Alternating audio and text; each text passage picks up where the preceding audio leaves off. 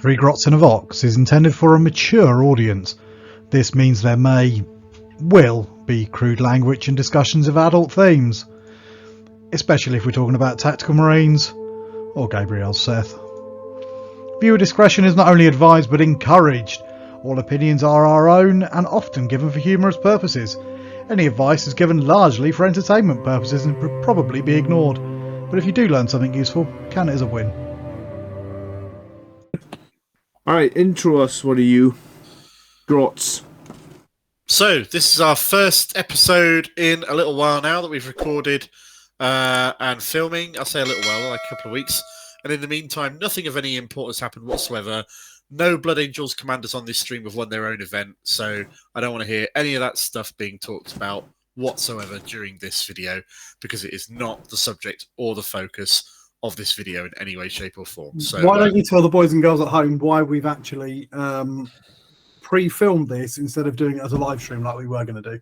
That's right, because we didn't want loads and loads of people wanting to talk about in the chat nothing but John winning his own tournament, because we knew that that's exactly what would happen. Because we didn't want to feel like second-rate citizens as we just bask in John's question answering, and we didn't get to the point of what we were actually talking about. We've actually pre-recorded this.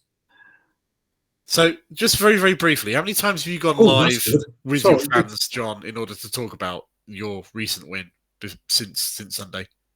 I've been live twice, but one time was just basically like a decompress after the event. I didn't even title the stream that I'd won the event. I just titled it as like GT Aftermath because I had about one brain cell left at that point. Everybody knew though, let's be fair.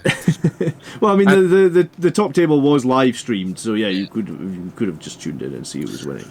And during this event, John was one of the first tournaments in the world to be playing with the new Pariah Nexus deck. Yep, and one of the firfirst tournaments in the world to be won by the person organising it. Yeah. No, that's happened before. There's nothing new there. I mean, it's not common, but mainly because it's a bit gauche, really, to do that sort of thing. To win your own tournament. Ooh. I like that word. That's a word I haven't heard for a while. Gauche. Yeah. I really tried. I really to win. You know you tried to win. Yeah, not try to win. Okay, here's the thing. You're a really competitive player. I'd tried, be disappointed if you didn't play your best. I tried really hard to win, yes, but in game 4 and 5, I made huge mistakes both times because you're tired in game 4 and 5 and you got no brain cells left, and you're also under pressure. So I really tried to sabotage myself, but somehow I still won, which basically meant... Basically, what happened is, before the event, I did a little dance and did a little prayer to the gods of Warhammer Dice, and they answered with a fucking vengeance. Every time, the guy was like shooting meltas at my predator tanks. He's like, John, you can only save at a 6. Bang, there's a 6. You know, he's like, oh my god, John, another one, another melta, you save at a 6. Bang, there's another 6. He finally gets through. He's like, I'm going to roll my damage. I rolled a 1. I'm like, oh my god, what's happening with this like indestructible predator tank? You know, so it was like, there was definitely, the gods of the dice answered me at this event. See, this reminds me of that little quote from the Ant-Man film, which is, when you put a coin in, you got to hear the whole song play out. This is why I started this conversation off now, so we could sort of get it out here, get it talked about, and then move on. Yeah. Although, to be fair, and on the subject and on topic for this, how is Pariah Nexus? How is playing with that compared to playing with the Leviathan deck, given your in-depth now and intensive experience with it over the course of 2 days? It's good. It's good because you very rarely draw a card you can't score, which is really nice. And if you draw a card that previously you couldn't score, you could throw it away. That happened quite often. Like, quite often you can throw away a card. Also, because you can new orders every turn, that's really powerful as well. So you never get stuck after, you know, you're not holding your new orders till turn 5 or something. And then one of the games we played was on... it was like, I think it was Adapt or Die, right? So if you're playing Tactical, which I was, Adapt or Die says twice per battle, after drawing a secondary mission card, that player can draw another secondary mission card, then shuffle one of those 2 secondary mission cards back into their mission deck. So basically, like, from turn 1, if you drew something like no prisoners and you're thinking, I might be able to get no prisoners, but I'm not sure, you could just use one of your 2 adapter dies, grab another secondary, go, oh, I've drawn like engage on all fronts, which I can definitely do. So let me just shuffle no prisoners back into. It's not like you were discarding it; it's like you're putting it back in the deck, shuffled for later. So with the flexibility of like new orders being able to use much more often, and then some of these new missions being a little bit better, and also the secondary missions having like those caveats where you're less likely to not being able to score them, then I think. In some ways, I was thinking about this actually, in that like maybe this is finally like maybe it's finally preferred to play tactical, right? Like maybe they want the game to be tactical as opposed to fixed. You know, like so you're always likely more to score a little bit on tactical than you would be on fixed, and I think that's probably good for the game because it adds a little bit of randomness, right? Yeah, I'd agree. I really felt that with the previous one, the Leviathan mission pack, they were trying to do that. They really wanted you to play tactical. And to be fair, I've never played fixed in 10th edition. I used to love Maelstrom back in the day. Was it Maelstrom? Yes. Maelstrom, then Tempest, then this, wasn't it? So I used to play Maelstrom. I loved it, but that was a bit broken. Tempest was much better. Leviathan was much better. And this one seems much better. So I don't know why I'd play fixed. I really don't. Yeah, the only criticism I have in it, I guess I've only played those 5 games really, so I don't know. I'm not sure that I feel Battle Line are as impactful as they had wanted. That was going to be another question I asked. How impacted you might have felt about that?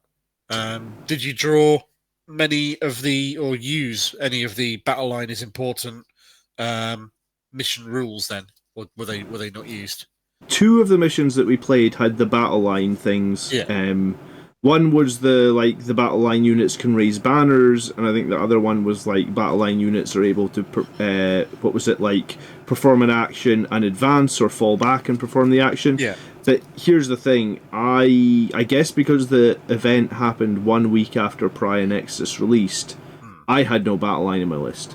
Gotcha. And I spoke to like a few other people, and they had no battle line in their list. The Knights player had a big advantage, right? Because every single armature is battle line. Yeah, that's fine. But funnily enough, I went and played the Knights player on the map where it wasn't a bonus for battle line units. But I guess he had a good advantage in some of the other games, right? So like, yeah, I can't decide. I don't know if I feel like it's impactful enough to add a battle line unit, but I guess time will tell as the pack shakes out a bit. Before looking into the cards in depth, which I want to do, just at least look at each card at least once and then sort of like go over our thoughts and feedbacks on it. Did you try any of the secret missions at all?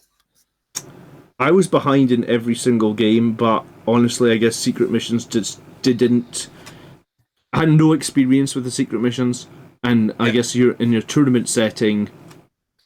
I just was playing primaries like it was important, you know, like because I guess up until now you've not like gambits were never an option, right? So I never even really considered the secret mission. Honestly, I possibly could have in one of the games, I suppose, or maybe a couple of games, but I didn't. I just didn't. And that's funny because in a game against Votan, I was like 20 points behind in primary, so I could have possibly done a secret mission, but I just didn't even think about it at the time. No, fair enough. You got a lot to think about, and a lot going on, so it makes perfect sense. Right, which card should we look at first, or is it worth looking at the little rules pamphlet? I mean, the pamphlet is important, but it's also not as big a deal. Because run over the pamphlet, just in case people don't know how this system works, because if we just jump straight through the cards, it might get a bit confusing. So there's a download in the Warhammer community download section, which basically covers everything that is in the pamphlet for this, but tweaks it ever so slightly for running tournaments, and changes things a little bit. That's where you get the whole rules for pivoting affecting everything that isn't vehicles and tanks and so forth, which is fine. So if anybody wants to read what's on this pamphlet and hasn't got this deck and doesn't want to pirate it, then you can do so at any point. The download is called the Pariah Nexus Tournament Companion on the Warhammer community website. Yeah. And ultimately, all you're really looking at on this pamphlet, I think, is the only thing in here that isn't in the rules are the rules for how to do your tactical missions, your secondary mission cards and stuff, and the restriction that reserves can't deploy in the first battle round. Because that's never been a part of the core rulebook. It's always been a part of the mission pack. Yes. It does clarify, like, if anyone's not 100% sure, like, the ordering of deployment and stuff like that. It does specifically call out what units can do actions now, because there was a small change on that. They've had to define actions, haven't they? Actions didn't exist in 10th Ed prior to this little rules pack coming out. Yeah. So they had to put it back in, obviously. A lot of secondaries are now action secondaries. Which they probably should have been all the way. I don't know why they dumped it from 9th Ed to 10th Ed. It seemed a bit of a weird one, didn't it? Yeah. Because it also allowed for lots of weird situations of, I've got these Nurglings on maybe not Nurglings, but all right, I've got this Ripper Swarm on a thing or a Spore Mine. Doing actions with Spore Mines was stupid. Yes, it was stupid. So, and I guess doing actions with OC0 units like Nurglings was also stupid. Yeah. Well, so they've got arms. Well, now you can't. Anything with OC0 can't do an action. And I think that's a good thing, because even Death Company, people will be like, Death Company, they've got arms. But yeah, I know, but Death Company are too busy going, Horus, to do anything vaguely useful. Frothy death violence. You know, all they can do is try and beat people to death with their own arms. Yeah, unless they're led by a chaplain, and then somehow they can do an action. Well, he directs them, he focuses them. Yeah. He's kind of there. Raise the banner, fools. Yeah. Yeah, it's more likely the chaplain does the action. You'll piss Horus off if you don't raise the banner, or you'll piss him off if you do raise the banner.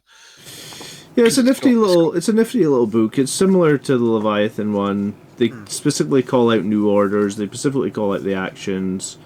They do have one little page in here about if you wanted to do the secret mission. So why don't we just start with secret missions?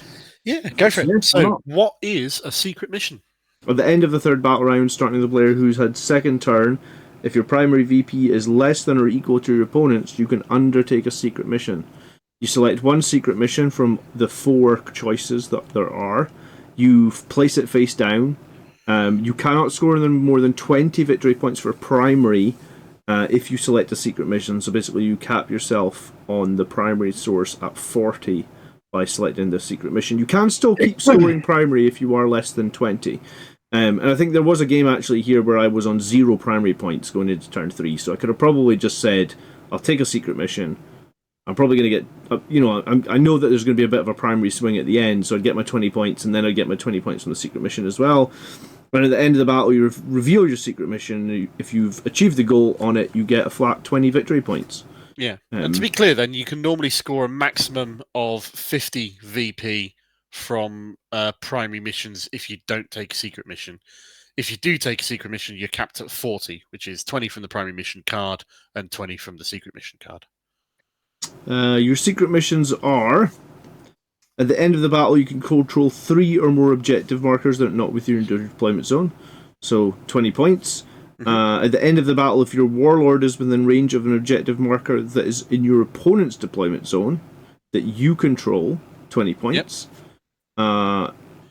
Shatter cohesion.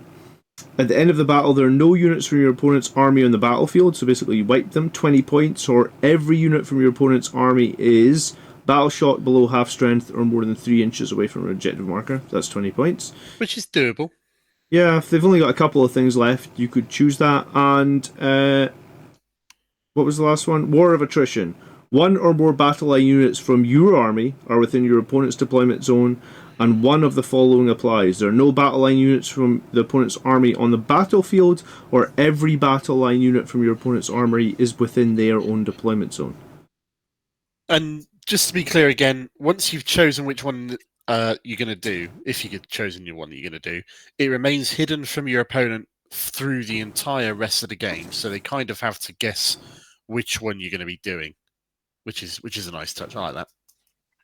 Yeah, I think it adds a bit of psychological level to it, doesn't it?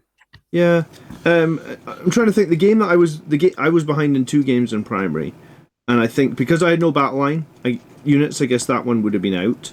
So it would have been like, did I manage to table my opponents or battle shock their whole army? No, that's actually very difficult to do, right? Yeah. So, well, you don't have to table or battle shock the entire army. You have to battle shock or below half strength, or keep them away from objective markers the entire army. And that, if you mix it across all their units, is possible. Still difficult to do, I think. Yeah.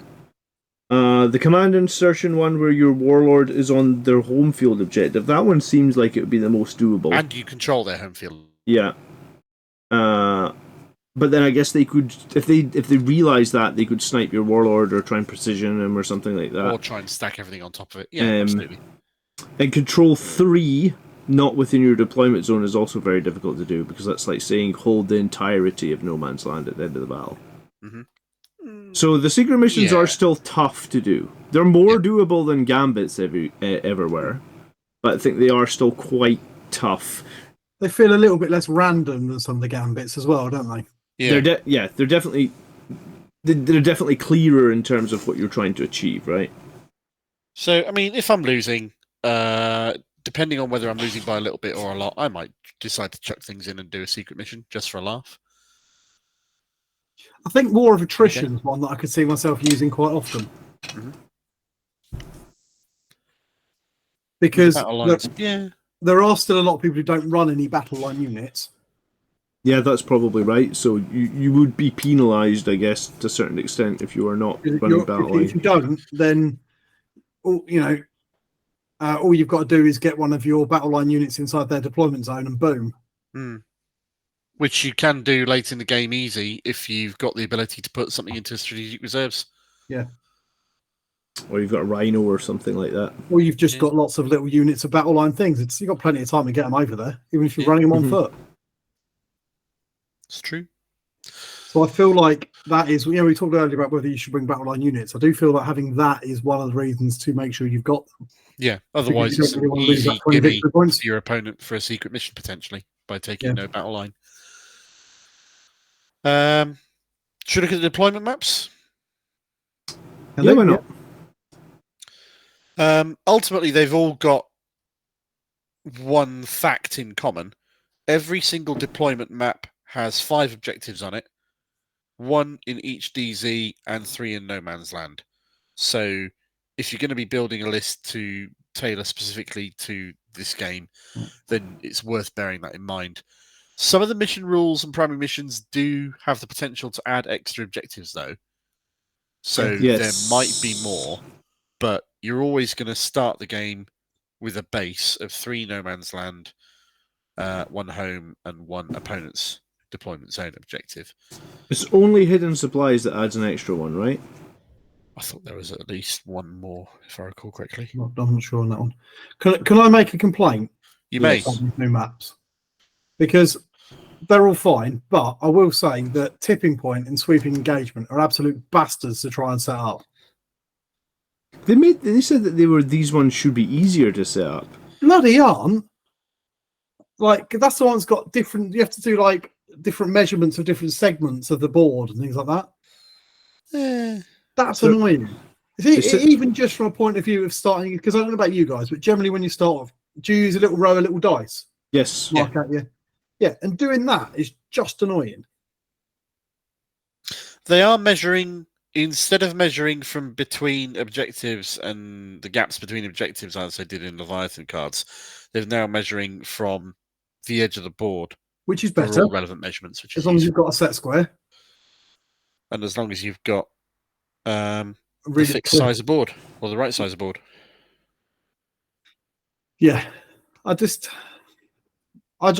feel a little bit with a couple of those that they felt like they were running out of like ideas. So they just started doing stuff that was weird for the sake of it.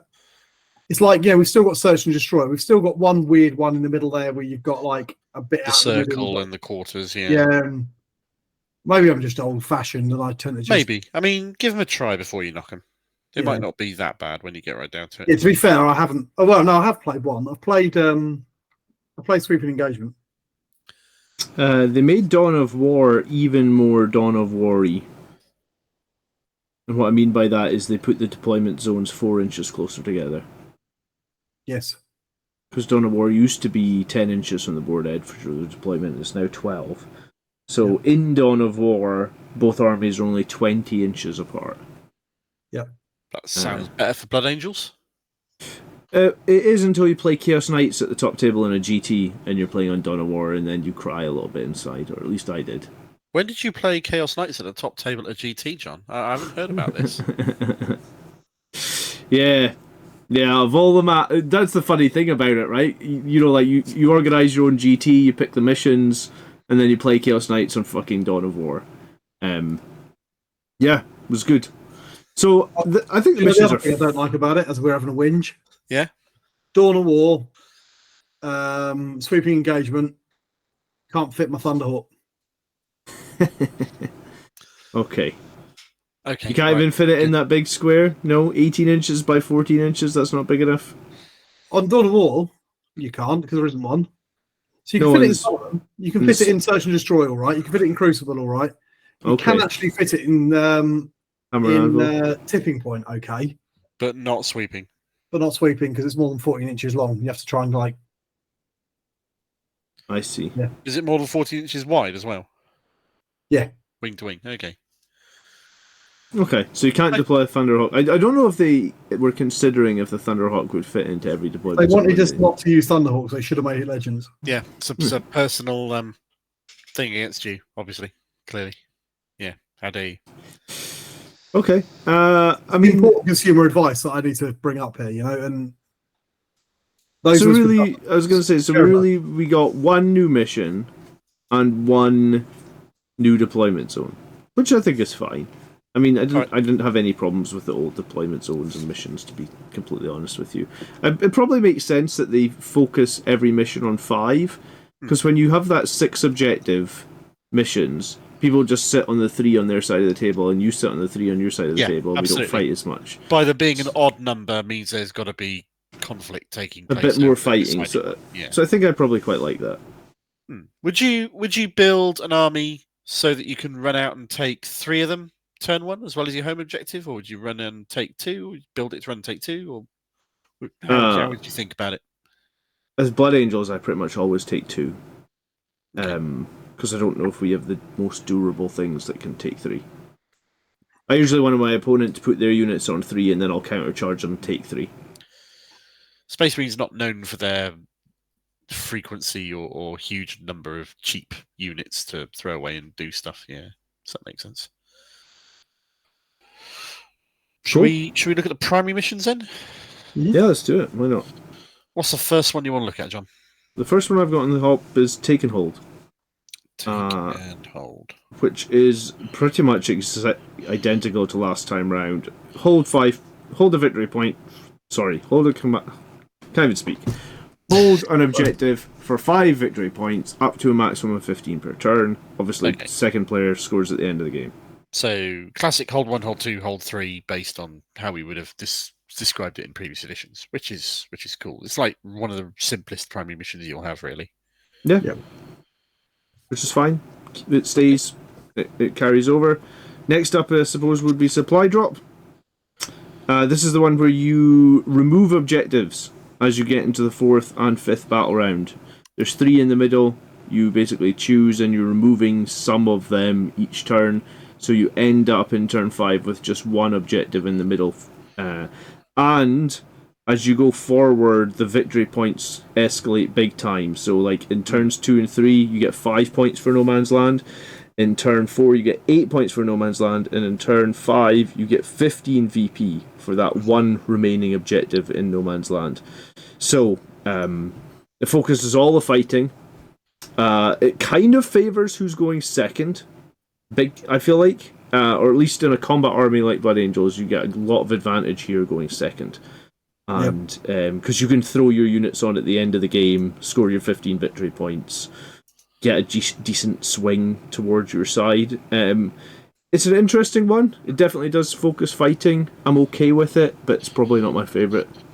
I don't really like this one because I feel like it penalises armies that aren't quite so good at going for the throat on one and fighting out over an objective. True. So some armies are very good at this. Even custodes and things like that. They've got this really brutal, vicious infantry. You can take an objective and hold it. But other armies are a little bit more subtle. I like that it's an option, because you can't guarantee this is going to be in every game that you play. No. And you've kind of got to take into account the fact that it could crop up and you might have to deal with it and you might not have to deal with it. There are some just armies that are just really not that well equipped for doing this.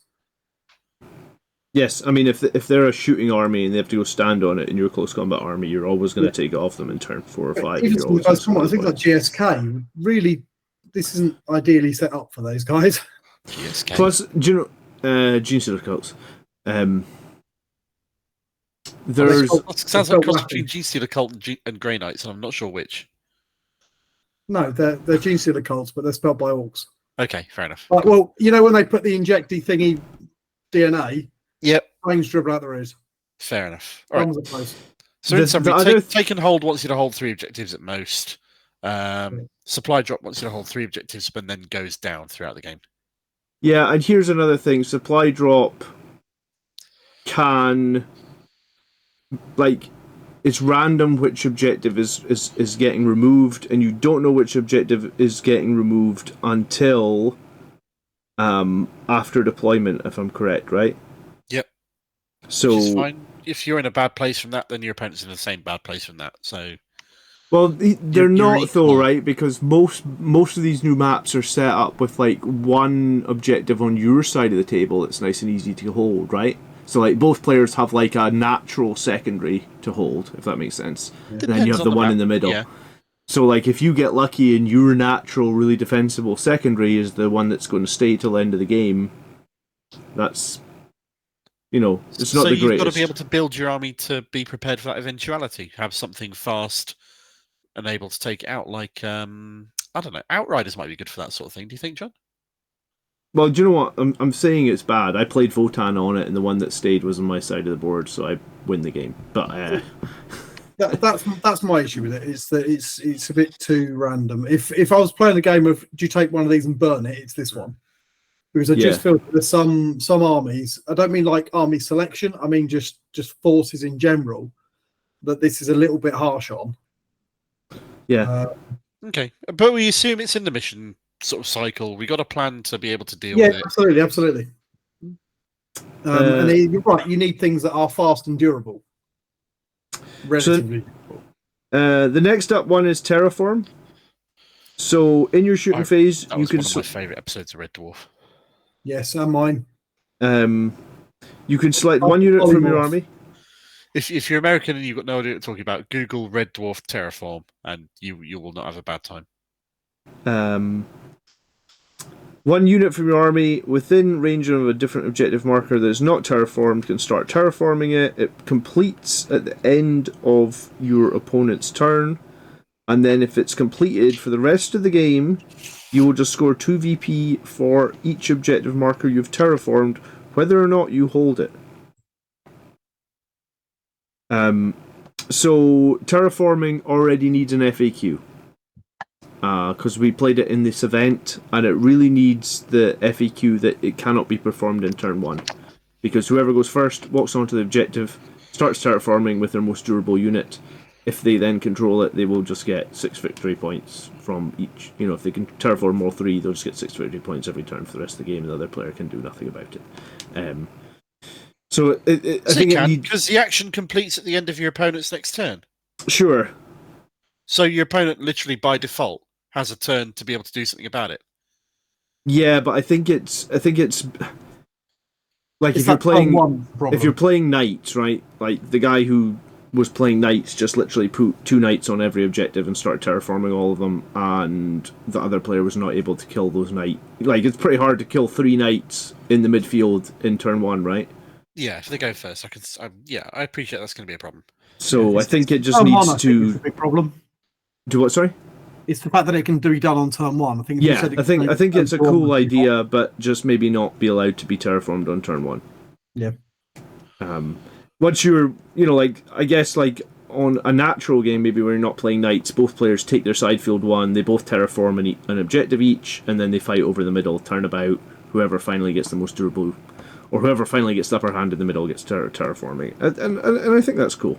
And that's exactly what happened. I played the final game of the GT on terraforming against the Bully Boy Orcs. So we both terraformed the one on our sort of like our natural secondary, and then we fought over the middle for the entire game, trying to terraform it. Okay. Which was cool.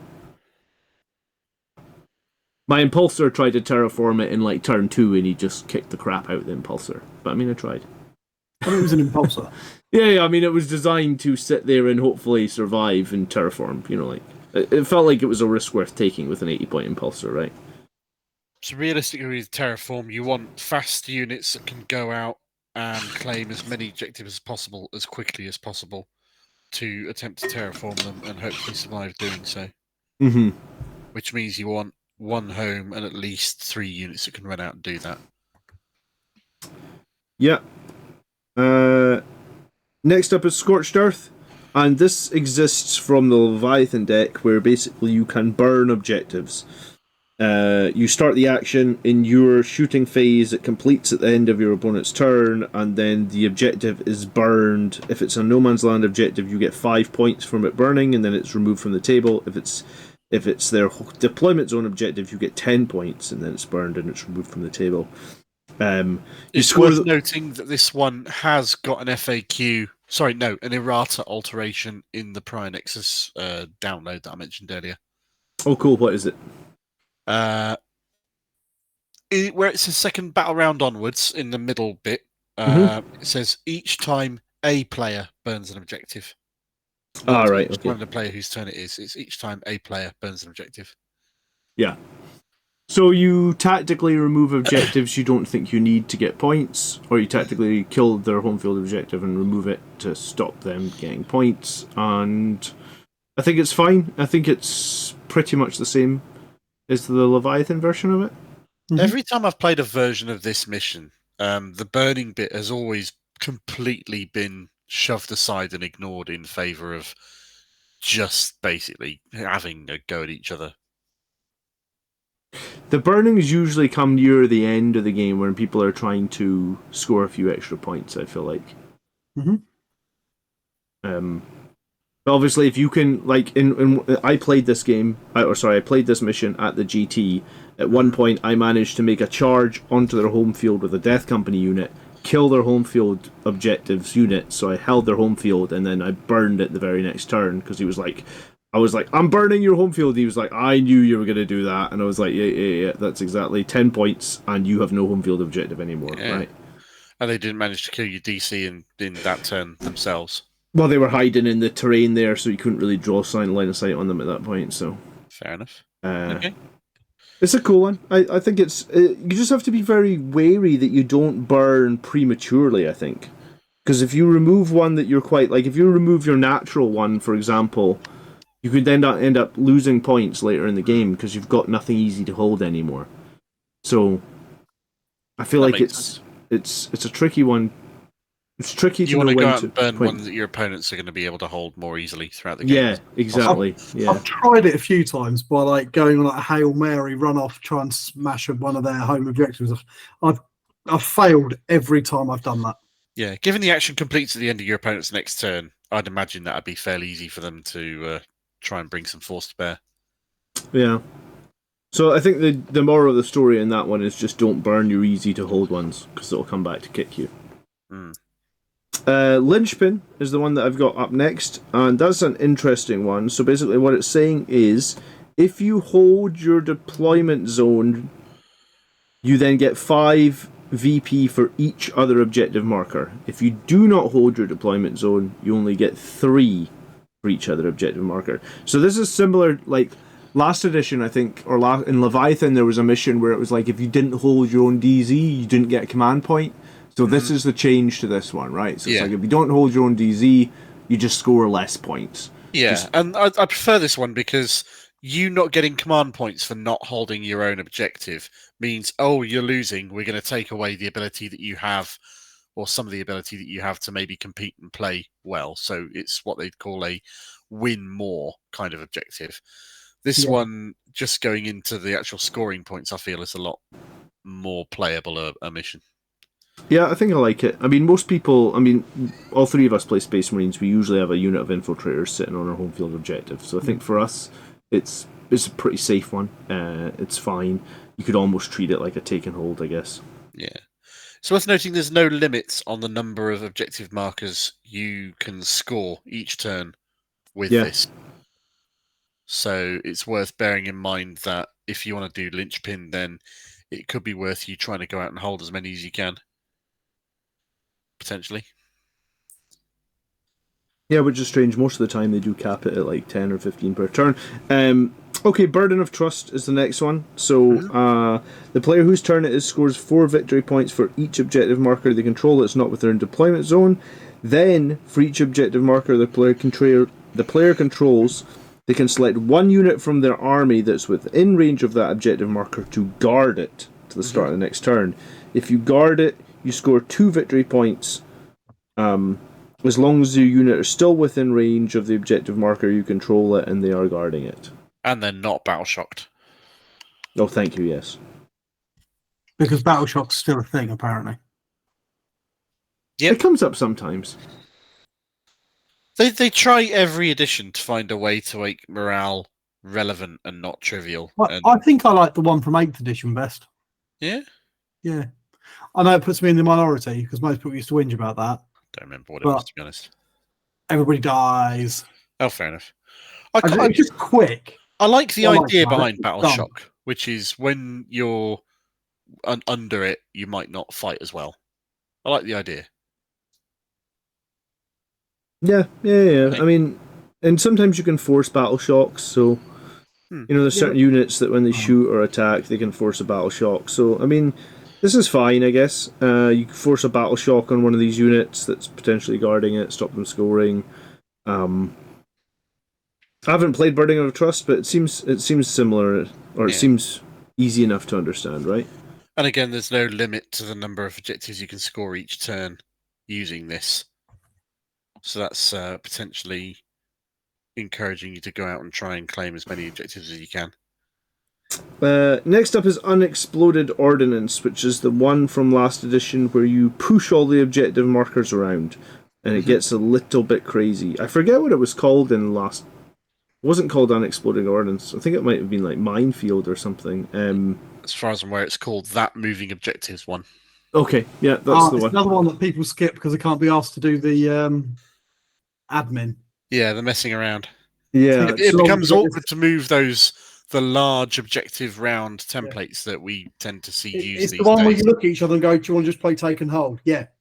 Sure. Okay.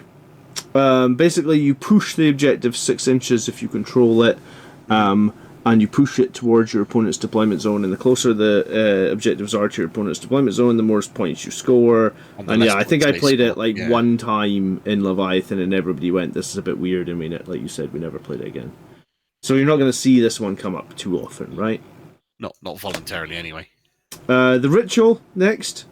So you perform the action, the ritual.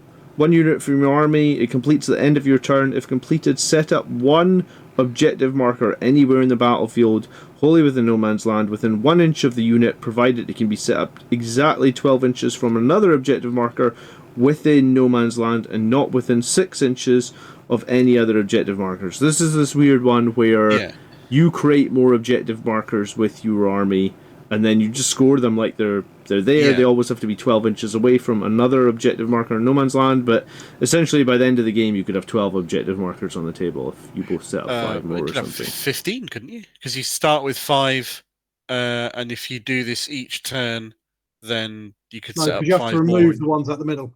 You remove everyone out the middle except the very middle one, right? Oh, right, okay. Sorry. So you would start with 3, but then I guess each of you could... Yeah, you could get up to 13. You're right, sorry. You moved the 2 from the except the central one. Yeah, fine. It's a bit weird. It caps you at scoring as well. It caps you at scoring 3. It becomes quite passive, I found, this one, because I just set up loads of objective markers. Like I set up 3 on my side of the board, and then you just kind of hold what you've got and occasionally trade some units. It's not my favourite one. It's worth noting as well that this primary mission gives no fucks whatsoever about home objectives. Yeah. There's absolutely no point leaving units behind to babysit a home objective with this mission because it doesn't care. There's a little point, I suppose, like if you pull like defend stronghold or extend battle lines or something that requires you to hold your home field. Okay, yeah, for secondaries, But yes, and then finally purge the foe. This has changed a little bit, so it's like score 4 victory points if you destroyed one enemy, score another 4 if you destroyed more enemies, score 4 victory points if you control one objective, score 4 victory points if you control more objectives. So it's like hold one, hold more, kill one, kill more. Nice and simple. We played this at the GT. I think before it used to give 5 VP for each condition, now it gives 4. Yeah. I really like the variety between the missions now. The huge range of different things it's asking you to do across all the cards, which means that your army needs to, if you want to win, you've got to be ready to do all of them. Do you know why? I appreciate what you got to do that. Do you know why Andrew did not win the GT, Tony? Go on. Because he picked Purge the Flow and he had to play Custodes, and he came over to me and he's like, how the hell do you kill more against Custodes? I was like, that is a good point. Thank the Lord that it isn't 3-4 months ago when they had the index version that were way tougher. Yeah. Well, he said, like, kill one, kill more against Custodes. He's like, that's the worst mission ever. And I was like, well, you helped pick the mission pack, Andrew, so deal with it, I guess. Did you go, boo-hoo, boo-hoo, oh no. Should have. Okay. All right, so that's all the primary missions. Mission rules next. Yeah, sure. Which are complications that get applied to the primary mission that you've drawn. We could start with hidden supplies. That remains similar to when it was before, where you take the middle objective and you split it into 2, and basically you go back to a 6 objective map where there's 2 6 inches either side of the middle objective. If you can, it's worth noting that this is another card that has got a day 1 errata to it as well. Yeah, if you can. Go on. So when you split it, you always go towards the corners where there's no deployment zones, except on the two new missions that do have the deployment zones in the corners, and then I think you just roll a dice and you randomize it, right? Yeah. Otherwise, the players roll off, and the winner selects which corner the objective marker is moved towards. So it used to always move towards the corners that had no man's land in them, but 2 of those new ones, sweeping engagement and whatever the other one you talked about with the square boxes, doesn't have it. Tipping point. So it's fine. We've played it before. It's actually a good one for Blood Angels or a fast-moving army, because it gives you that third objective a little bit on your side of the map you can sit on, and you can really threaten the other one. So it's nice and simple. Raise banners. You know, it says at the top there, if you get ritual, discard it. I'm going to play a version of this with ritual. Okay. I just think it'd be mental. Because you'd have so many objectives on the battlefield. Okay. Raise banners is a new one where at the end of the player's turn, a battle line unit from the army is within range of an objective marker. You can raise a banner. That will score 1 victory point.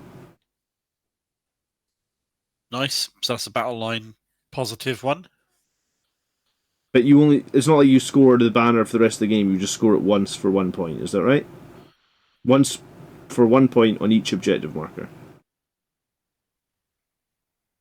At the end of each player's turn, if you are within range of an objective marker, it raises a banner, you score 1 VP.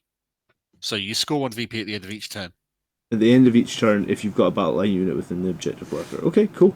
So I guess what that means is they're raising multiple banners over the course of the entire game, which is fine. Yeah, so I mean that could rack up the scoring if you've got a few objectives. Players' units can no longer raise a banner on that objective. I didn't realize that last line. That's not helpful. So you can only do it once per objective. So it's like up to 5 victory points, really, if you have battle line units. Yeah. Meh. Realistically, it's going to be. You're probably not going to do your opponent's DZ, but there are missions and mission rules that we've covered already that add extra objectives. So it can be quite powerful, but I think a lot of the time you're going to get 2 or 3 tops out of that. Yeah. Adapt or Die, we talked about at the very start of the stream, how twice per game in Tactical you can change your missions. If you're playing fixed, once per battle you can change your secondary mission card. I think it's really strong and tactical. I don't really play fixed, but I guess that's cool to be able to change your fixed for some random reason. The thing is, if you're picking fixed, you're usually picking for a specific reason, so I can't imagine how strong it is. Yeah. But for tactical, it's brilliant. Yeah, and it'll benefit both players as well, which is nice. Fog of War is a cool one. In turn 1, you can't play any core stratagems except New Orders, and everybody is under cover. Good.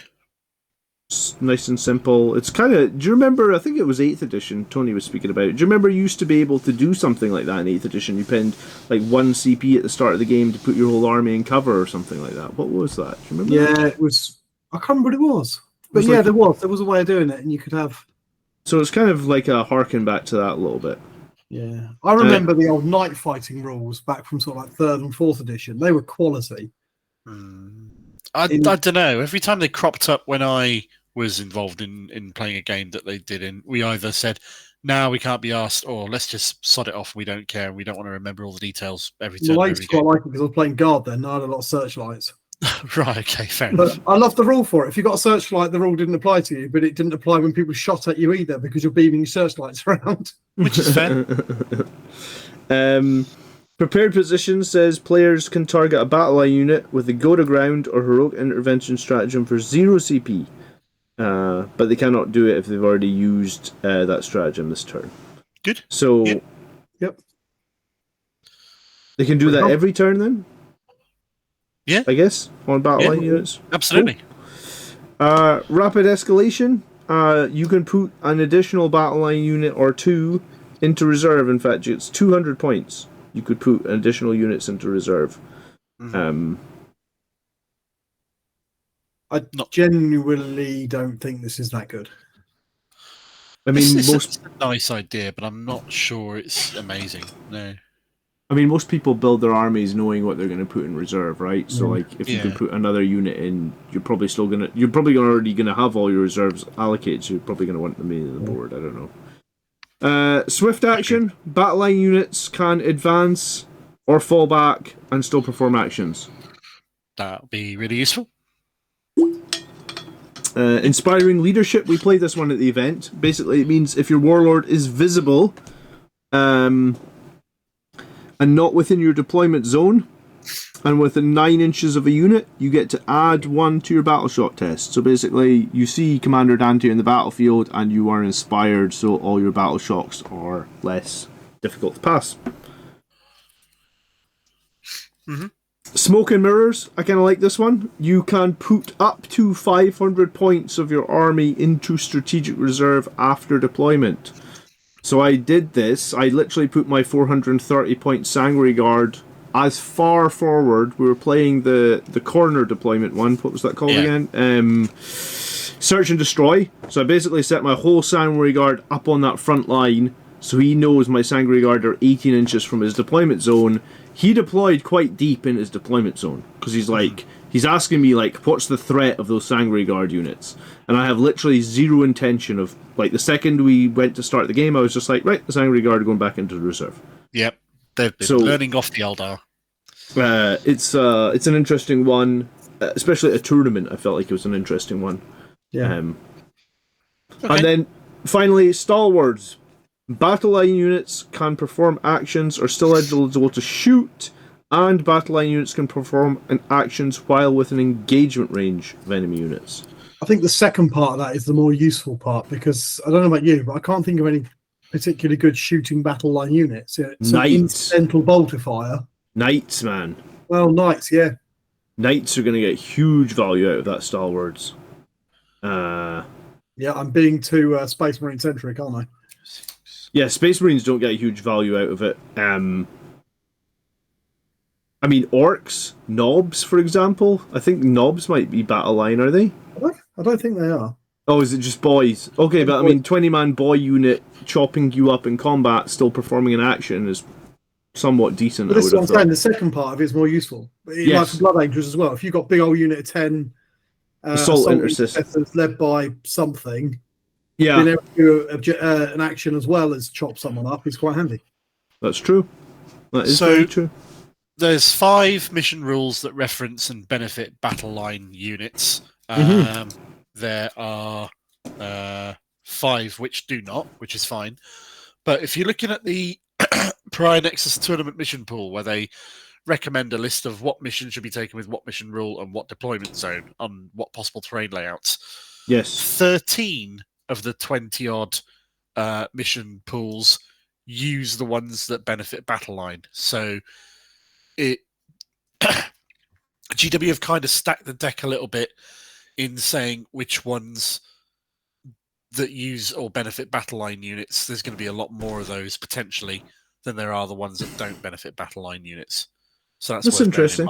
Okay, so they're well, that's what I said. Like, I felt like they're trying to make battle line more impactful, but I guess the question is, will it shake out that way? Because, like, I guess like we said, knights are going to be an army that get huge bonuses from those battle line things, but then other armies are just going to see nothing, and their battle line units are not impactful enough. So, like, I sort of made the call before I went to this GT, because I've got like 4 units that cost 80 points, so I could easily have switched one of those units out for a squad of intercessors. Intercessors are okay; they do give me sticky objectives. You know, I've played them in an event before, but I just sort of made the call that, like, in the map pack that we'd made, we'd pick 2 missions that benefited battle line, right?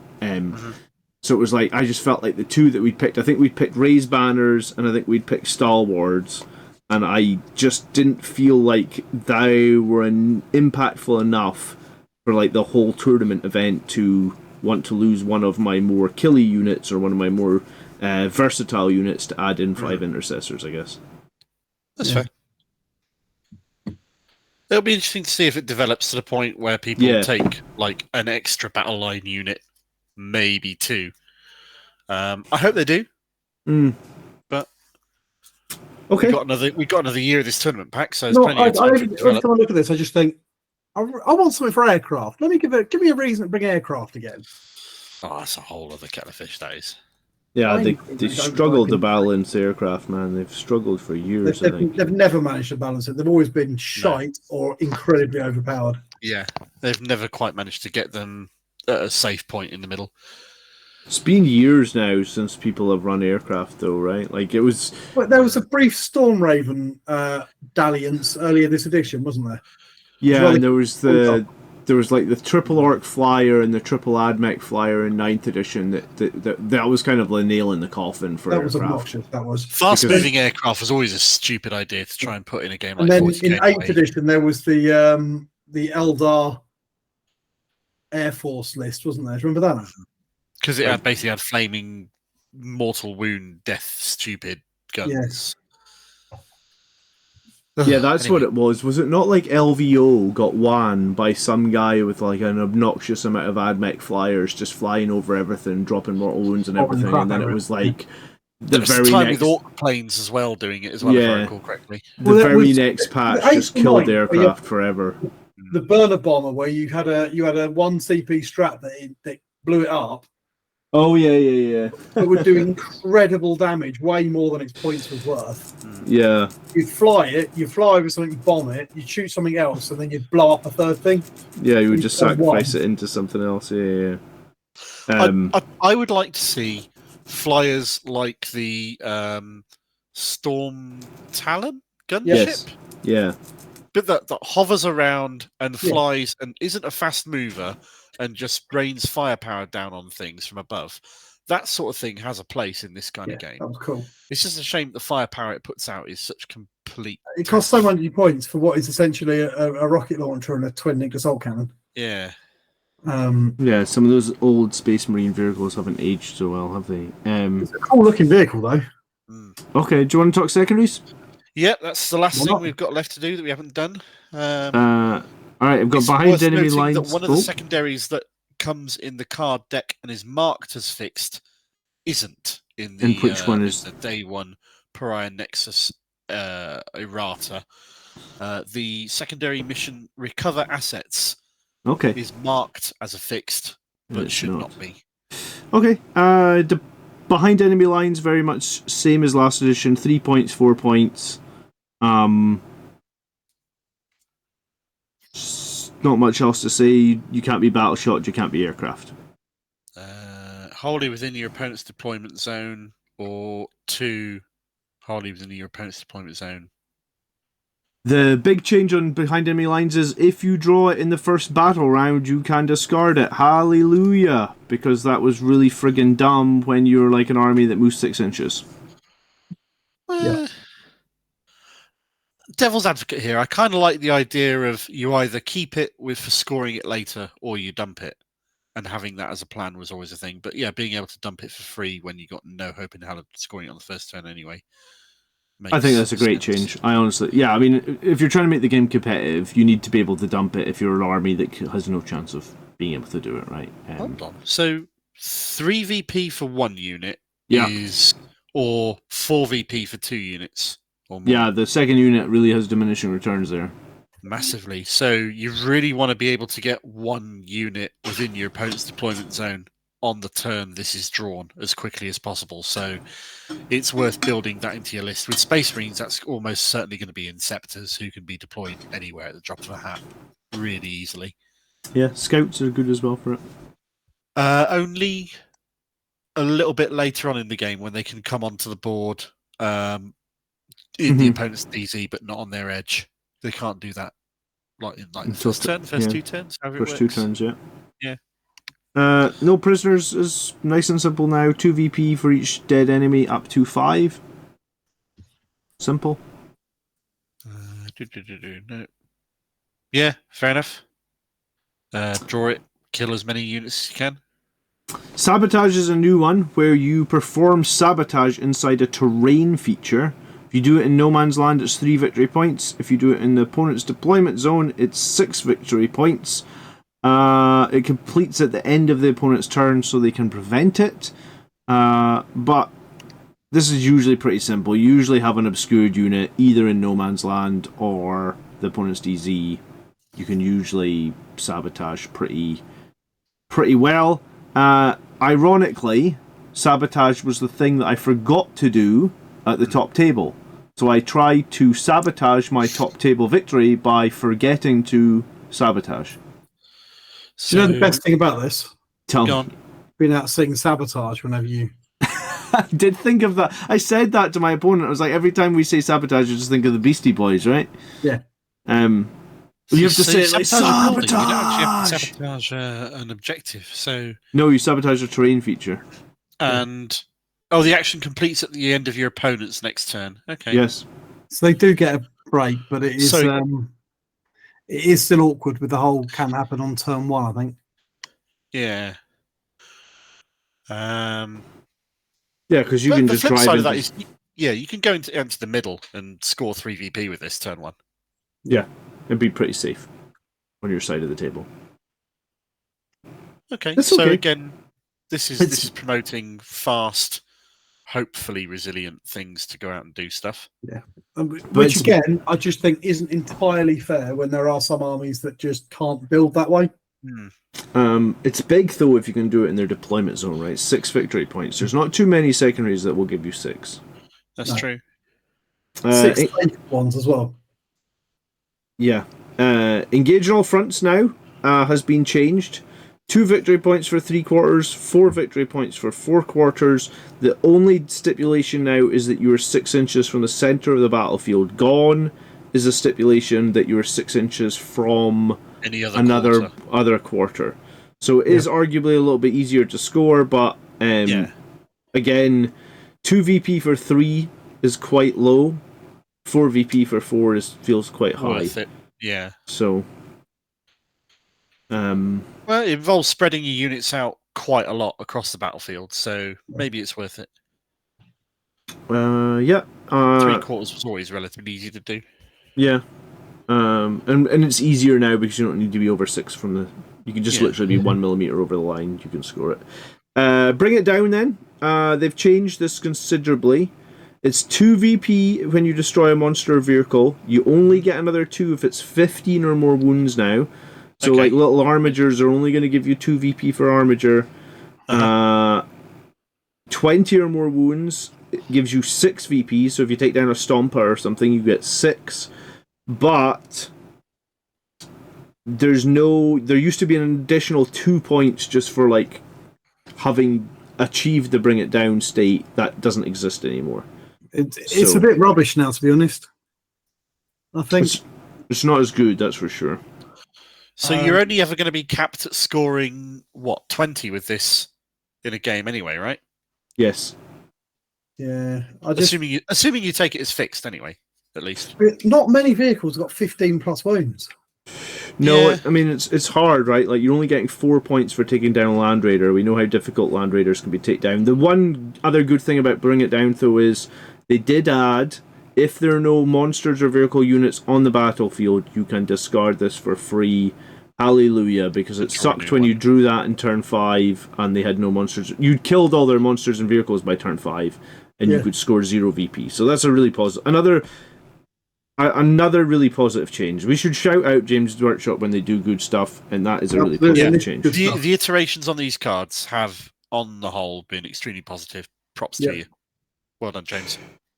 Well done, James Workshop. Next up is Containment, and this is a change from Investigate Signals. Investigate Signals was a bit of a nightmare mission in last edition, where you had to have units wholly within 9 inches of the corners of the battlefield, and it was 2, 4, 6, 8 if you had all 4 corners. Now it is, you just need to do this on 2 sides of the battlefield, within 9 inches of the side, but you can't do it in your own DZ. So imagine if you were in your DZ in a quarter, you could move 1 inch, you could move 1 unit up on one side, 1 unit up on the outside, almost like you're doing engage on all fronts. Do actions on both those units. If they're within 9 inches of the side, it's 3 VP for 1 edge of the battlefield, it's 6 VP for 2 edges. So it's quite a high scoring one, considering it's just 2 actions on the peripheral flanks. This worked when it came up for me, running like 2 units of Assault Intercessors, 2 units of Outriders, and a unit of Scouts.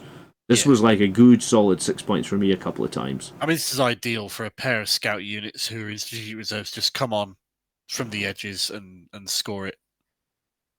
Yeah. And it's so much easier to score than Investigate Signals. I like it a lot. Yeah, it completes immediately. So absolutely, yeah. Area Denial is very much the same as it was before. It's like you have 1 unit in the middle and the enemies don't have any within 3 inches of the middle, you get 2 points. If you have 1 unit in the middle and the enemy don't have any within 6 of the middle, you get 5 points. So it's basically kill your opponent in the middle and hold something in the middle. It's nice and simple. 2 points, 5 points. And it's good, solidly rewarding for achieving the higher one as well. Although making sure there's no enemy units within 6 inches is pretty tough to make sure they haven't even got a toe of their base in or something. Yeah. Assassination next is just 1 or more enemy characters were destroyed this turn, or all your opponent's enemy characters were destroyed. 5 points. Nice and simple. This has got an errata as well. The errata is the card says 1 or more enemy character units were destroyed this turn. The errata says 1 or more enemy character models were destroyed this turn. Yeah. It's minor. It's I think Assassination hasn't really changed. It's just destroy a character 5 points, or have killed all their characters previously in the battle 5 points. Yeah, pretty much. Extended battle lines very much hold your home field objective and hold 1 objective in no man's land 5 points. What they got rid of was if you cannot hold your home field objective, but you do hold 1 in no man's land, you'll get 2 points. So it's basically like if you've lost your home field objective, there's no chance of getting it back. You can still score this, just 2 points. It's kind of nice. Cool. Well, Space Marines with infiltrators don't really use them, but yeah, other armies do lose them, right?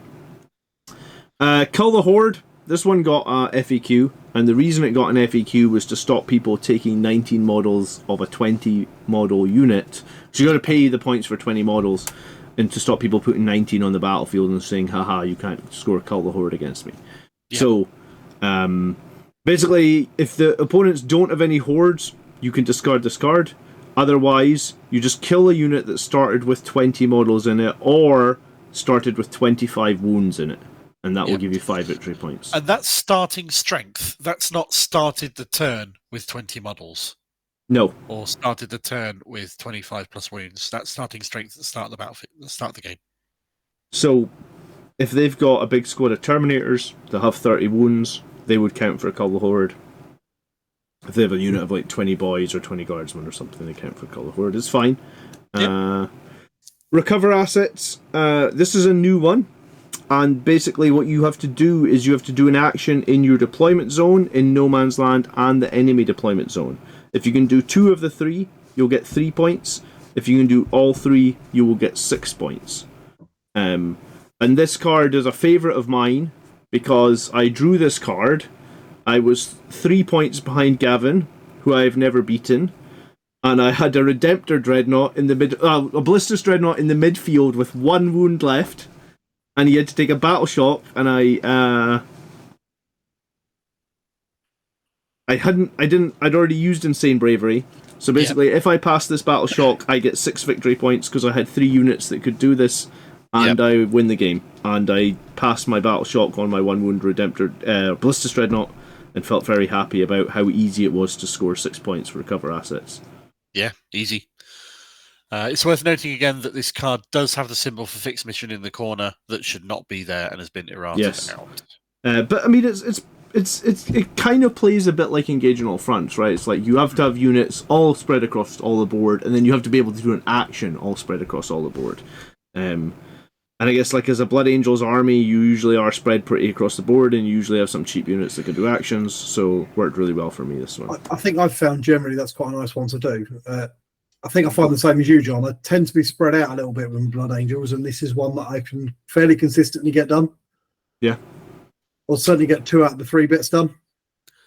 Yeah, I mean, the 2, especially when you've got those infiltrators, like I said, that are always just holding your home field. Like, they're always going to be able to help recover some assets. Cleanse is very much the same as it was before. You hold... you do the cleanse action on 1 objective, you get 2 points. You do it on 2 objectives, you get 4 points. And the action completes at the end of your turn. So it can't really be stopped. Which is good. Marked for Death is the next one, and it's kind of interesting because when you draw it, your opponent has to pick 3 units and mark them from death. In my experience, I would pick like my 1 unit of Death Company that are obscured here, my 1 unit of Infiltrators that are hiding in the home field, and I'll pick 1 other unit that's in an obnoxious place. And they have to kill 1 of the 3 units to get the 5 victory points. But you can make it like every time I drew this, you know, my opponent was like, well, I picked this 1 knight in this corner that you can't see, and I picked this 1 knight that's 48 inches away from you that's on full wounds, and then I picked this one. So it's like, when Marked for Death comes up, I feel like, unless it's near the end of the game, there's a very good chance you're going to want to pay with a CP and just switch it out, because your opponent's going to pick 3 units that you can't kill. Yeah. I like it when my opponent pulls it if I'm playing Custodes. Yeah. So I'm just like, all right, I'm going to pick that big unit, that big unit, and that big unit. How about you? Yeah, good luck. The second you target one of those units, I'm going to like Armor of Contempt them as well. So it's interesting. I guess it's more valuable when you pick it when the game's strung out, right? And people only have a few units left. That's when it's interesting. Okay. Defend Stronghold is the same as it always was. 3 victory points at the end of your opponent's turn if you hold your home field objective. Which is normally a bit of a gimme, but which is cool gimme to have. Secure No Man's Land, very simple. Hold 1 objective marker in No Man's Land for 2 victory points. Hold 2 for 5 victory points. So, nice and simple. Storm hostile objective. Kill the opponent on an objective and take it away from them. That's now worth 4 points. I think it used to be 5. Or they did not control it. Start the turn and you get 1 that you did not control. So, yeah. Yeah, so I think they've changed that. So it used to be 5, now it's 4. Kill the opponent on the objective and take it away from them, basically. Or do you actually have to take it away from them? No, you just have to kill their units on the objective, don't you? Control 1 or more. Oh no, you have to take it away from them. So you take it away from them for 4 victory points. Establish Locus is deploy Teleport Homer. They made it now only 2 victory points if you do it in the middle of the board, and 4 victory points still if you do it in their deployment zone. One or t'other, and it completes at the end of your turn. Yes.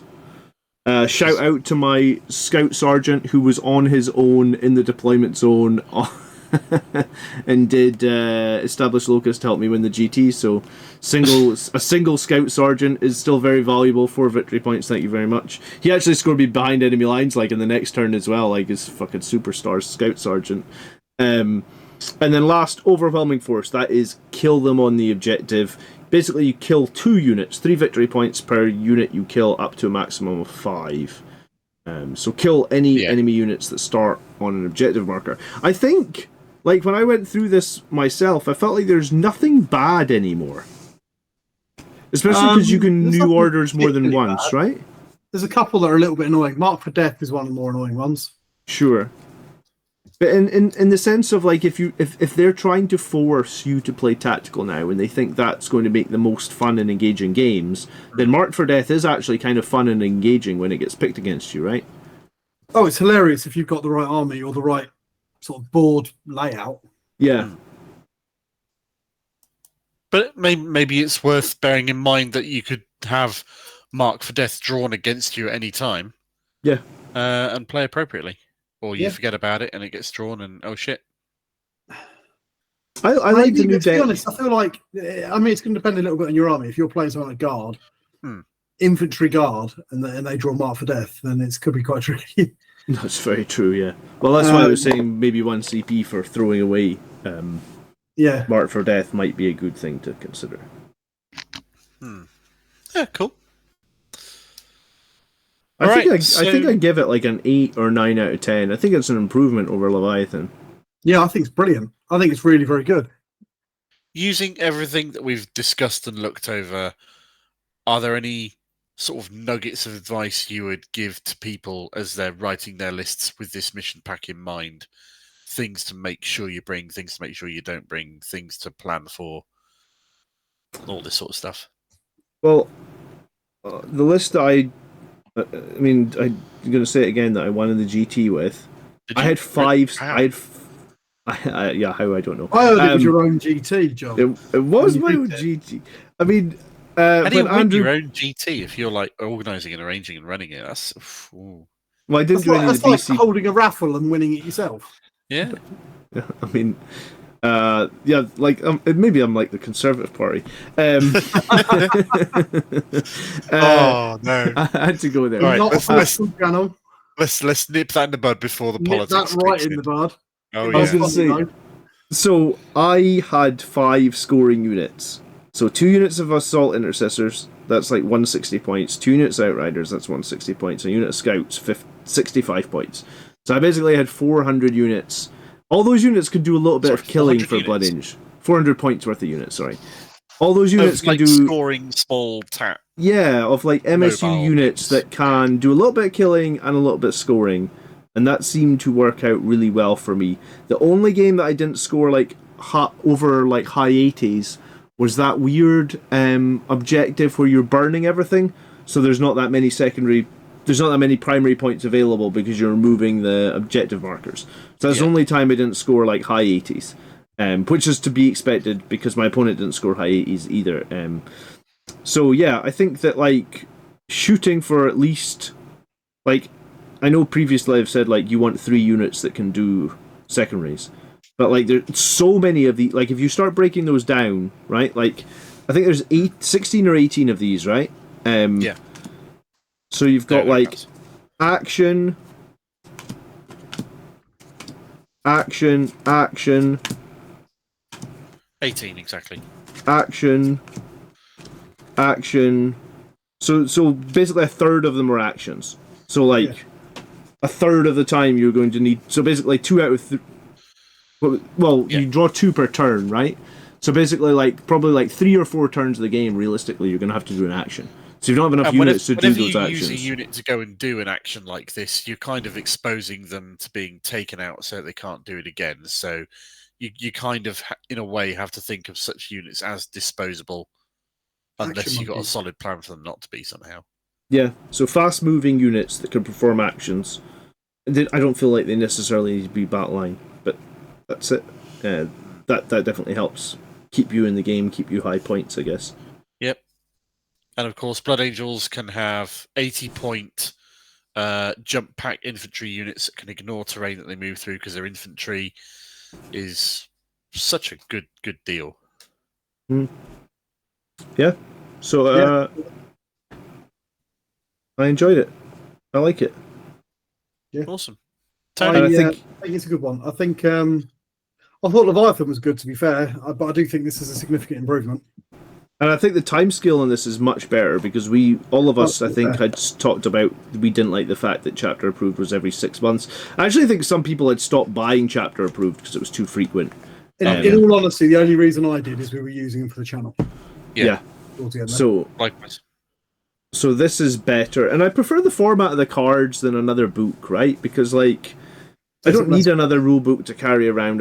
I think I prefer the cards, and that's one thing that the cards have definitely done is got away from. You remember last edition? It was like, oh, Necrons just score 100 points every game, boring. You know, like whereas now, and here's the thing, right? Like, I did win a GT, but in like, for example, in the final turn, it literally came down to my card draws, right? Like, if I did not draw a card that I can score 6 victory points in that final turn, I don't win the tournament. So it adds a bit of RNG into... So basically, like, I think when you get to the top tables of an event, everybody's a good player anyway. So this just, you know, this just gives a bit of like, oh... You've written a list that's capable of doing all of this sort of stuff. You put yourself in positions where you're prepared to be able to do most of these things when they crop up. You say there's luck, but there's also planning and preparation as well at the same time. Yeah, but I think this does mean occasionally, you know, like occasionally somebody might draw a bad secondary in turn 5, and you might draw the perfect one. Like I said, I drew recover assets at the perfect time to score 6 victory points.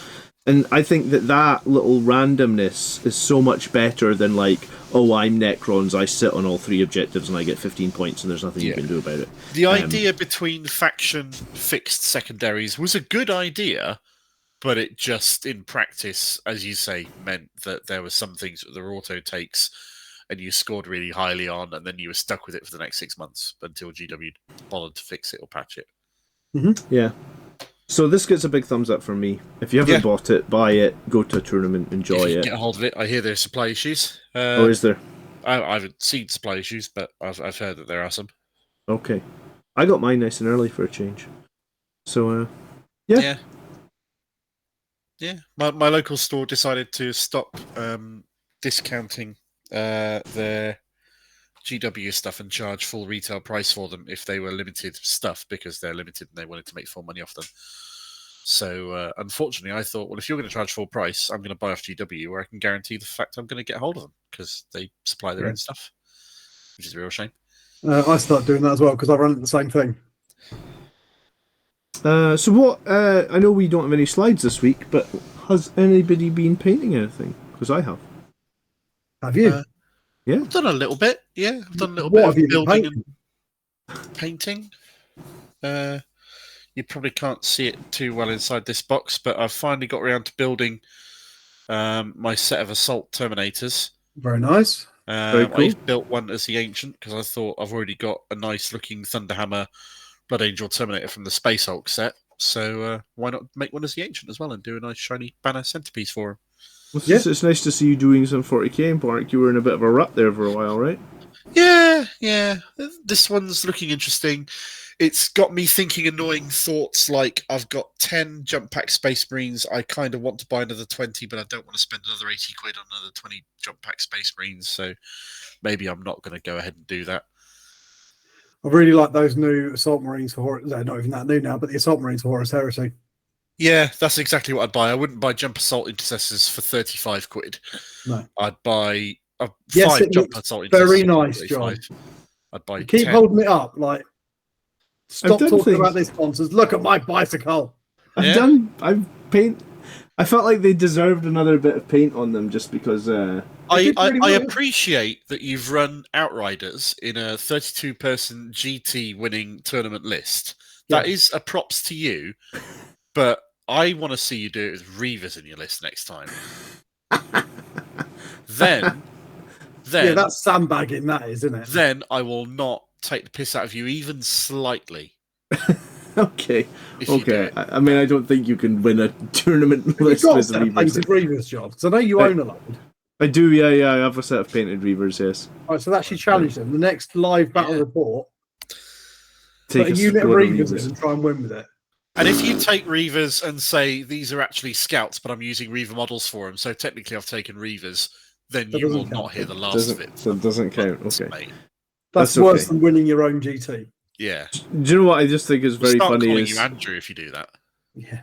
I slagged Outriders so hard for like the longest time, and I took them out the shelves and was like, I'm going to put them in my list because I want to make sure that they're not totally crap. And then like 10 weeks later, it's like you win a GT with Outriders. Yeah, props to you. You've made them work for you.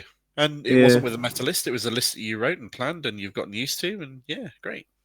Yeah. With the Pariah Nexus. Good on you. Yeah. Cool. And it wasn't Gladius. I'm really happy about that because I don't love playing Gladius. I mean, I don't mind it, but I think Blood Angels are more fun. It's not the soul of Sons of Sanguinius. It's not the soul of Blood Angels, really, is it? No, it really isn't. No, cool. But that's Tony, why I'm going to play Sons of Sanguinius when I play with Mark in November, and I'm going to bring in Astraeus. So with my Sons of Sanguinius that only benefits melee. Why are you doing 550 points of super heavy? Is it just you want to play an Astraeus, or is it something else? Why don't you play Vanguard? Then your Astraeus will be -1 to hit, right? Because I'm Blood Angels. But it doesn't really matter. Yeah, Okay. Look, James Gibb and his mate are going to be at this tournament as well, and we might potentially get doubled up against them. So we've got to be Blood Angels on Blood Angels here. I see. Okay. Yeah. You been painting anything, Tony? No. Frankly, what have I done? I'll tell you what I have been doing, which is not the same thing, but I have been playing Adventures in 3D printing. Okay. Oh, cool. So I've been very crazy busy lately with work, so I've not had a lot of free time. But one thing that I have got is at my where I work, we have got banks of 3D printers that I'm playing with, basically. So whilst I'm running around working on that, I've been experimenting with 3D printed terrain, working out how to get the most out of them. Working out how to get the most out of it. So I haven't got it handy, but I have started to try and 3D print a load of scenery to make a really nice table for. I'm actually making it for the kids, but that's been something that's been quite interesting. Cool. So that's the nearest thing to hobby I've been doing, is improving my 3D printing skills to make cool terrain for children. Have they got a Warhammer club where you currently work? Yes. Is it solid? Good? It's all right, actually. There's not the biggest. It's not a very big school, but it's got half a dozen. Cool. Maybe up to about 10 people that regularly go, of different ages, and they all have a nice time. And I thought it'd be really fun to build them a proper gaming board rather than using piles of random textbooks and crap like that. Yeah. Do you know, it's been a long time since I played Warhammer with textbooks, but that brings back memories. But yeah, we've all been there. Oh, hell yeah.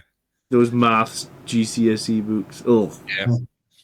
Okay. Well, for me, it's fight around the test tubes, the microscope in the center of the board, and that's brilliant. Cool. Cool.